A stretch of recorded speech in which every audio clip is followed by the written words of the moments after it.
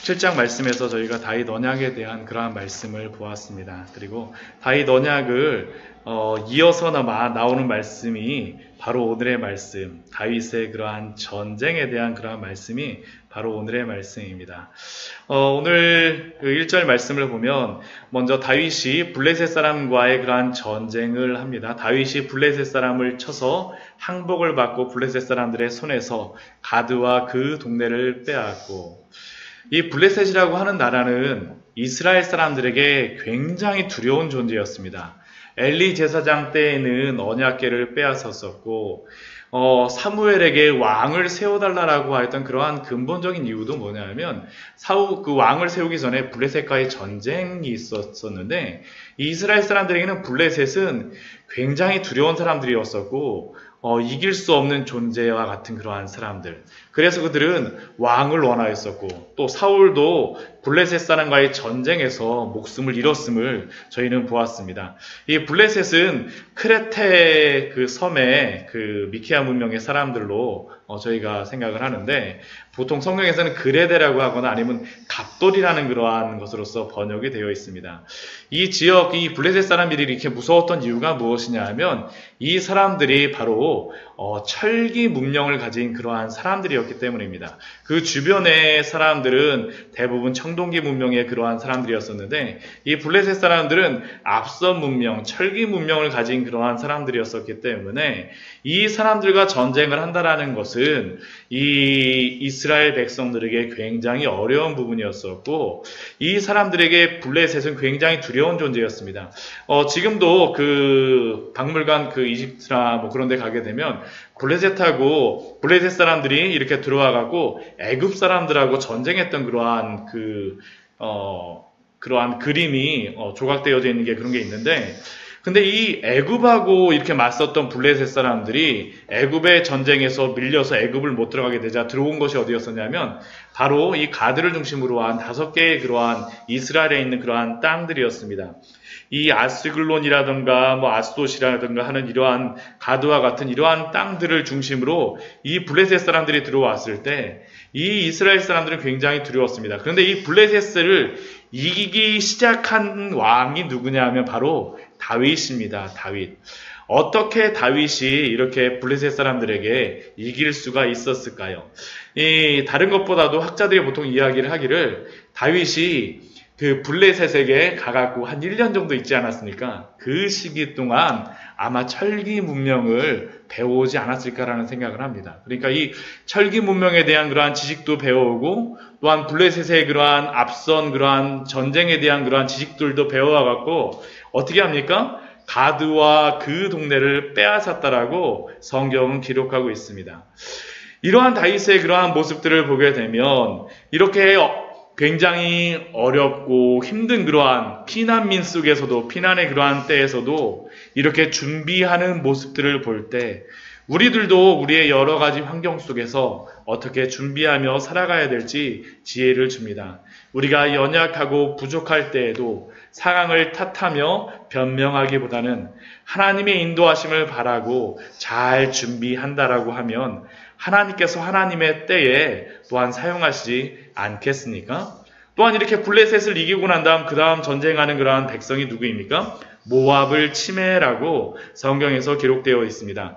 이 모압 사람이 다윗의 종이 되어 조공을 바치니라라고 기록이 되어 있는데, 이것이 사무엘하 그 8장 2절 말씀을 보게 되면 이 전쟁을 하였을 때 다윗이 모압에 대해서 굉장히 잔인하게 그들을 대우하는 그러한 모습을 볼 수 있습니다. 사무엘하 8장 2절 말씀을 보면 이렇게 기록이 되어 있습니다.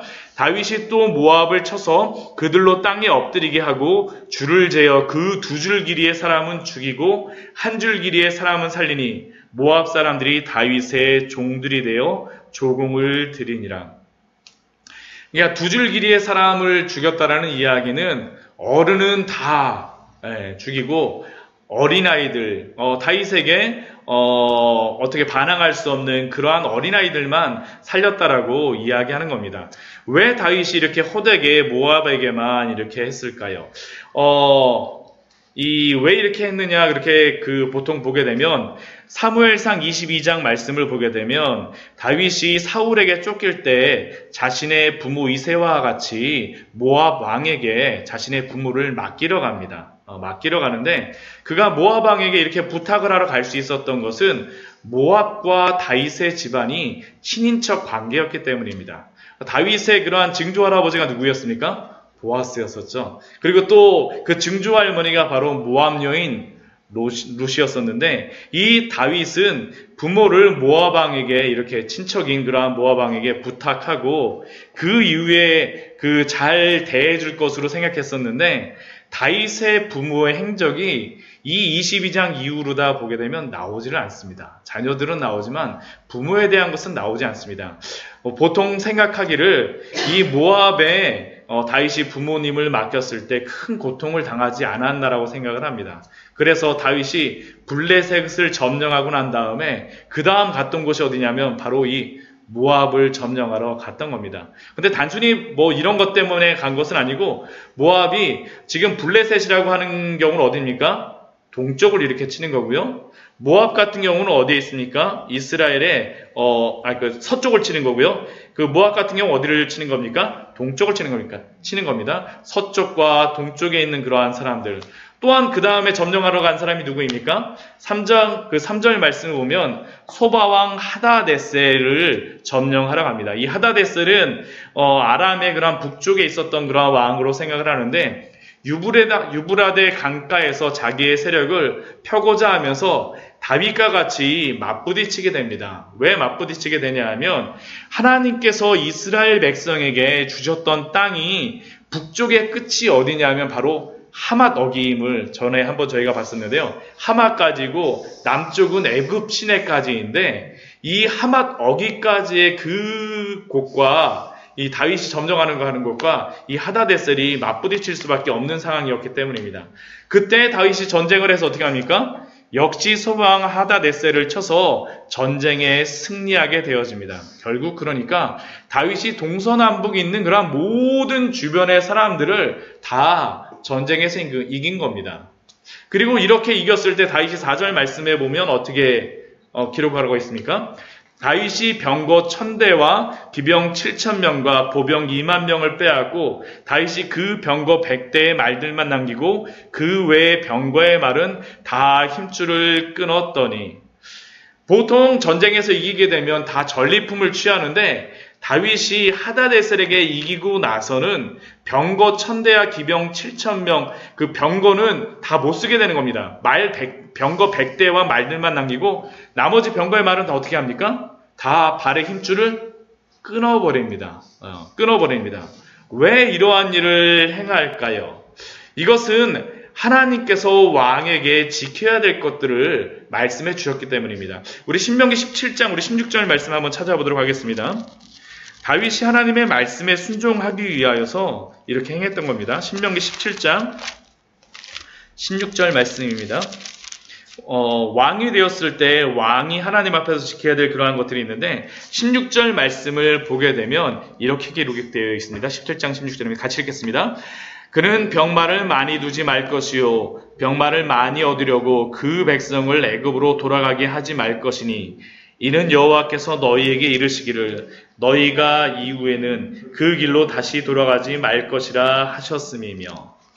왜 하나님께서 병마를 많이 두지 말라라고 말씀하셨겠습니까? 그것은 하나님을 의지해야지 하나님이 아니라 병거와 말을 의지하지 말라라고 하나님을 의지하게 하시기 위하여서 왕들에게 이렇게 명령하셨던 겁니다. 그리고 또한 다윗도 병거와 말을 의지하는 것이 아니라 하나님을 의지하는 그러한 믿음을 가지고 다 발의 힘줄을 끊었습니다.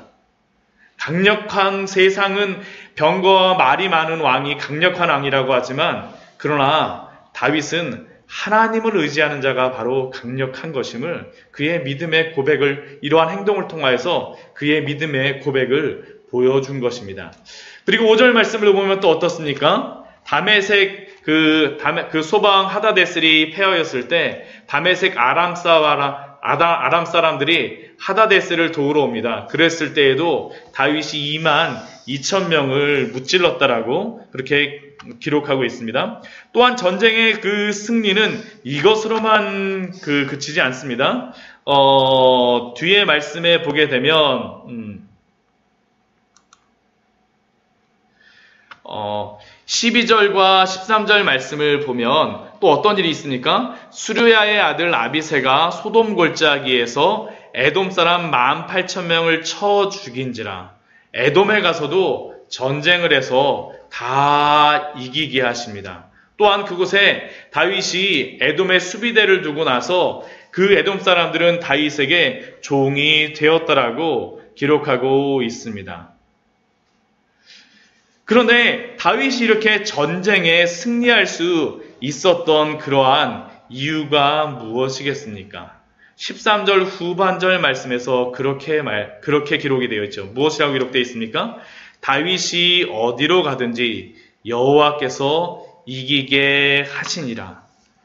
다윗이 어디로 가든지 하나님께서 이기게 하셨던 겁니다.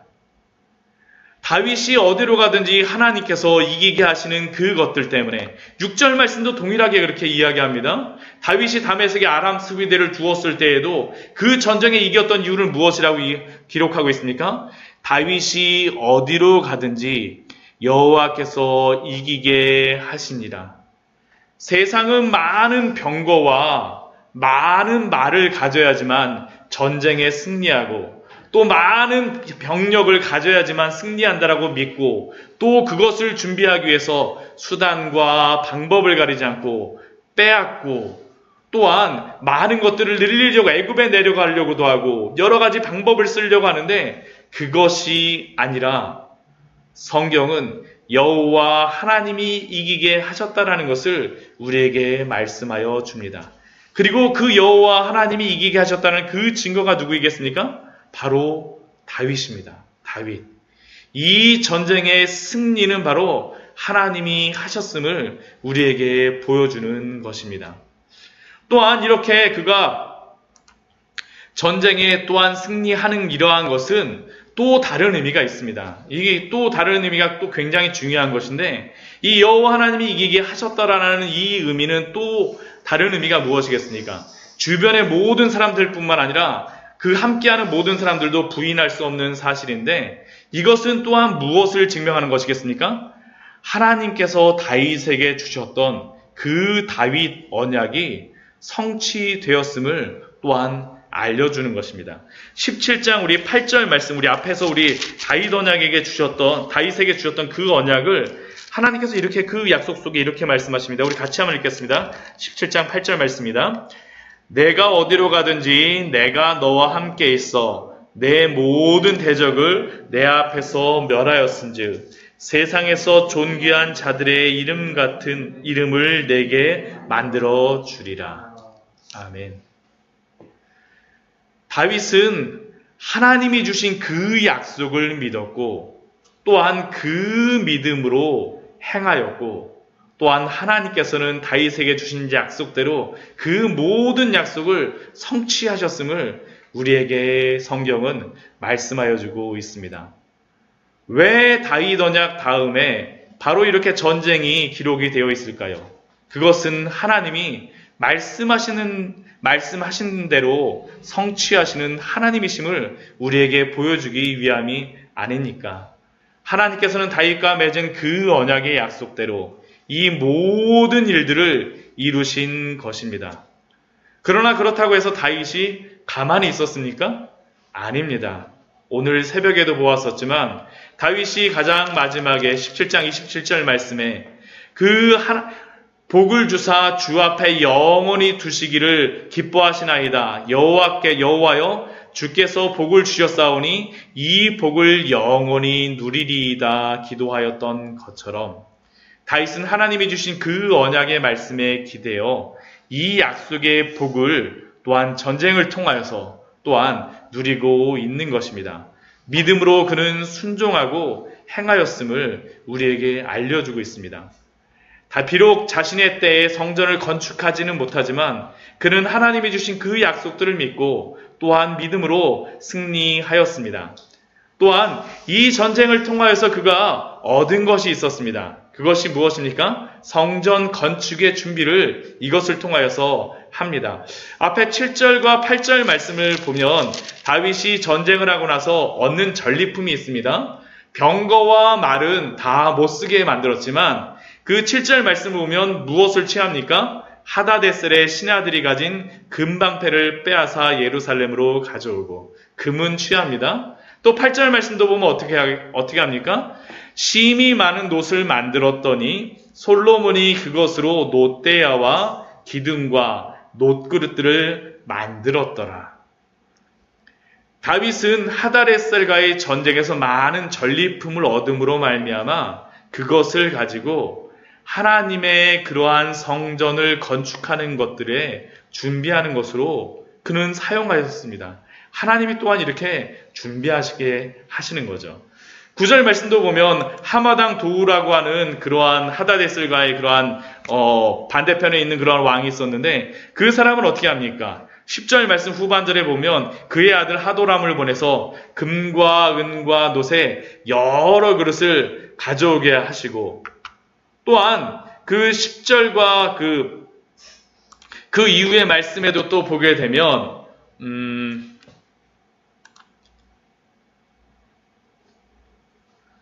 11절 말씀도 보면 다윗 왕이 그것도 여호와께 드리고 나서 에돔과 모압과 암몬 자손과 블레셋 사람들과 아말렉과 싸워서 이겼던 모든 온 은과 금을 함께 하나님께 드렸다라고 기록하고 있습니다. 결국 다윗은 자신이 비록 성전을 건축하지는 못하게 되었지만 실망하지 않고 이 전쟁을 통하여 얻은 그러한 모든 전리품들을 자신의 아들 솔로몬에게 줌으로 말미암아 여호와의 성전을 건축할 때 사용하도록 그는 준비하였습니다. 결국 이 전쟁은 전쟁으로만 끝난 것이 아니라 하나님이 주신 그 모든 언약의 성취였었고 또한 그 언약을 통하여 받은 그 약속들을 기억함으로 신실하게 준비한 다윗의 성전 건축의 준비의 과정임을 우리는 알 수가 있습니다. 이 모든 일들을 통하여서 하나님은 당신의 뜻을 이루시고 다윗은 그 뜻에 따라서 순종하는 이러한 모습들 얼마나 아름답고 또한 귀한 모습입니까? 우리가 하나님의 뜻을 준행하고 순종한다라는 의미는 내가 계획한 것에 하나님을 어떻게든 따라오게 만들려는 것이 아니라 하나님이 계획하신 그 뜻을 민감하게 분별하고 또 그것에 순종하는 것이 아니겠습니까? 이러한 놀라운 하나님의 인도하심과 또한 믿음의 순종을 행하시는 그러한 축복을 누리시길 바랍니다. 정말 우리에게 이러한 은혜가 있었으면 좋겠습니다. 그리고 또한 14절 이후의 말씀을 보면 다윗이 이러한 전쟁을 행한 후에 또한 얻은 그러한 나라를 다스리는 그러한 모습이 나옵니다. 어떻게 다스립니까? 다윗이 온 이스라엘을 다스려 모든 백성에게 정의와 공의를 행할세. 다윗이 이스라엘 백성을 다스린 방식은 정의와 공의였습니다. 이것은 바로 하나님의 방식으로 백성을 다스렸음을 우리에게 알려줍니다. 원래 이스라엘은 하나님이 다스리는 나라입니다. 그런데 왕이 세워진 이후에는 어떻게 하나님이 다스리십니까? 바로 왕을 통해서 다스리십니다. 그리고 그 왕은 하나님이 다스리는 것과 같은 그러한 방법으로 하나님이 보여주신 정의와 공의로 다스려야 하는데 바로 다윗이 정의와 공의를 가지고 다스렸음을 우리에게 보여주고 있습니다. 저는 이 말씀을 보면서 우리 대한민국도 이렇게 다스림을 받았으면 좋겠다라는 그러한 생각들을 해보았습니다. 우리의 헌법은 모든 주권은 국민으로부터 나온다라고 기록이 되어 있습니다. 그리고 국민의 주권을 맡아서 다스리는 위정자들과 국민 사이에는 많은 혼란이 지금 있지 않습니까? 위정자들은 국민 위에 군림하려고 하고 그래서 더 큰 권력을 갖고자 노력하고 국민들은 이러한 위정자를 보면서 왜 국민이 준 주권을 가지고 그렇게 다스리냐라고 분노하는데, 그러나 우리가 정말로 바르게 다스리는 것은 무엇입니까? 하나님 앞에서 하나님이 주신 정의와 공의를 가지고 다스리는 것이 아니겠습니까? 우리 대한민국이 하나님의 이러한 성경적인 원리들을 가지고 다스리는 민족이 될 수 있도록 우리는 기도해야 됩니다. 물론 이렇게 직접적으로 적용하기는 어렵겠지만, 그러나 이런 마음을 가진 위정자들과 또한 백성들이 하나님을 참되게 믿음으로 말미암아 우리 가운데 이러한 놀라운 일들이 또한 이루어질 수 있도록 또한 기도하기를 원합니다. 또한 이러한 정의와 공의로 다스릴 때 다윗은 혼자만 다스리지 않습니다.